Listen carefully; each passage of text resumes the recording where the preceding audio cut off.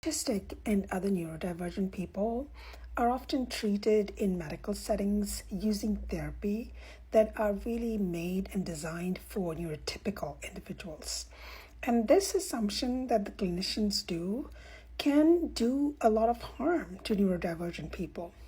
Imagine being told to picture yourself lifting your arm, and this is motor imagery. Now imagine that nothing comes, no picture, no sensation, and that's the reality for many autistic adults.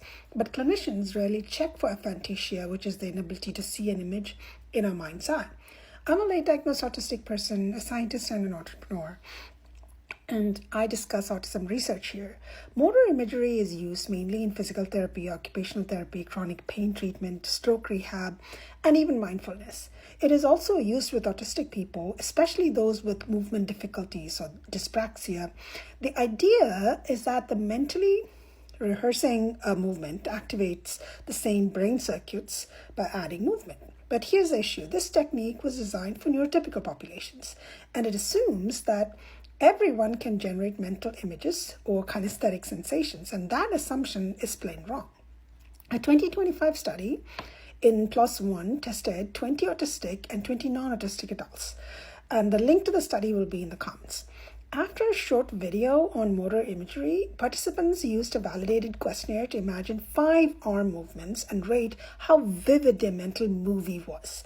Non-autistic people averaged 3.6 out of 5, whereas autistic people averaged 2.6. More importantly, 1/3 of the autistic participants either saw no image or felt no sensation at least once. One reported absolutely no imagery. This is not resistance. It is a neurological difference. Clinicians often assign motor imagery tasks without checking if the person can actually do them.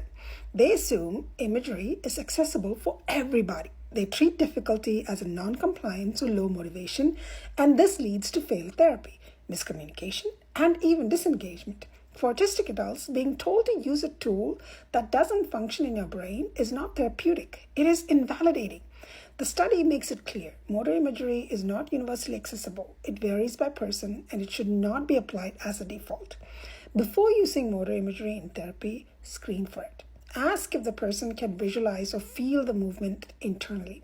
If not, use other strategies like physical modeling, real movement, or even multisensory input.